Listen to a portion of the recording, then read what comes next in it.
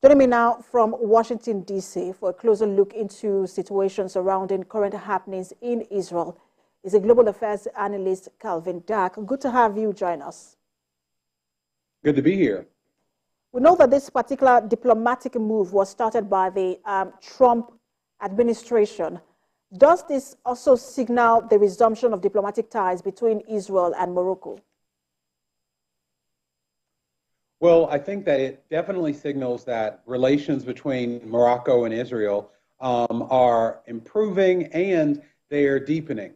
One of the things that was alluded to in the King's letter, or the King's announcement yesterday, and the letter from Prime Minister Netanyahu, was that the consulate, they're considering opening consulate in Dakhla, that's in the southern part of Morocco, and that is key to getting economic investment in the southern part of Morocco, the Western Sahara.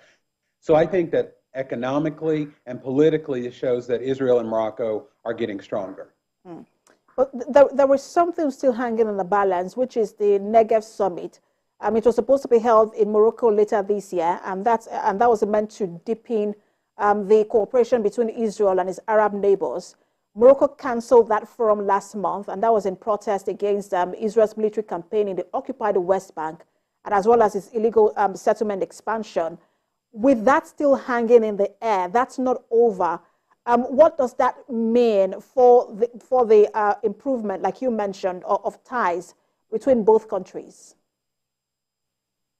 Well, I think what we have to keep in mind that for Morocco, the issue of the Israeli-Palestinian conflict is separate from any moves to improve diplomatic relations with Israel, which is why the meeting has been canceled. And there's been other statements, because we have to remember that the King of Morocco, not only being the King of Morocco, is also very active in the Al-Quds committees, the head of Al-Quds committee. And so that means Morocco plays a role in resolving that conflict. Now, they are separate, but if the conflict continues to escalate and Morocco has to act on behalf of the Palestinians, along with other Arab countries, that very well might get in the way of economic development, increased diplomatic ties. But I think that will continue. However, if it's choosing one or the other, it's not really, it's kind of apples and oranges, because Morocco's not going to sacrifice its position and its dedication to the Palestinian cause, and it's not going to end all ties with countries in the Western Sahara, because that improves economic development, particularly for the people in the region.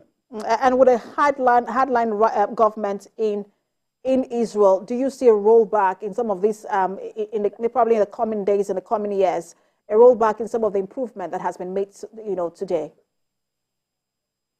I think that's what a lot of people are afraid of. I think that not just in the United States, but around the world, that would not be good for the Israeli people, but it also wouldn't be good for relations that Israel has with other countries around the world. Now, it remains to be seen if this right-wing government will continue and be successful in the ways that they want to. I don't think that will be good for Israel's reputation around the world, but it remains to be seen. And I want to get to Israel in a moment, especially with the protest over judicial reform. But I want to look at the Moroccan side. Morocco has been trying to exercise some level of authority over that disputed Western Sahara region. The Polisario Front in Algeria is also claiming, jurisdiction, over that area. Spain is recognized as the administrative state in the United Nations list. But will this move by Israel add to the momentum in favor of Morocco? Well, let's also keep in mind, too, that Israel's decision follows the United States' recognition of Moroccan sovereignty over the Western Sahara in December 2020, at the end of President Trump's administration. And also, let's remember that while the territory has been disputed at the UN, Morocco has had de facto control. People in the Western Sahara vote in elections. They have full economic, political rights in Morocco. And the way it stands now is that there is a compromise on the table. It's an autonomy proposal that's been there for over a decade. And what the United Nations is trying to do, along with particularly France and Spain and others, hopefully the United States will play a bigger role, is to get the Polisario Front and Algeria to come to the negotiating table to solve this conflict once and for all. I always think about the fact that this conflict is older than I am, and it should have been settled a long time ago. And I was just going to ask you about Algeria because the Polisario Front is in Algeria. I was going to ask you how you think that Algeria is viewing all of this and what this will mean for diplomatic relations between Algeria and Israel. Well, I think that every time a new country recognizes Morocco's sovereignty over the Western Sahara, Israel, of course, in the United States, but there have been others, it realizes that this is not a winning battle and it's not worth it.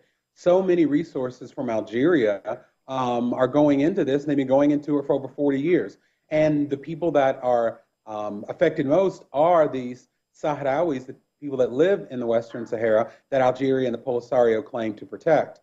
Now, when it comes to relations between Algeria and Israel, I don't think this is really going to have a big effect given the state of relations. I think that there's a lot more serious issues that they'll have to deal with, but of course, this won't help. And I also think, too, what Algeria's got to think about is this shows who in the Maghreb region, North Africa, Israel looks to partner with. And that would be Morocco in cases where there's mutual interest. So that's probably on their minds as well. I wish we could talk more about the situation there, the process there in Israel, but I'm told my time is up. Thank you so much for talking to us as always. Global Affairs Analyst Calvin Dak. Thank you. All right, let's take a break. When the world now returns.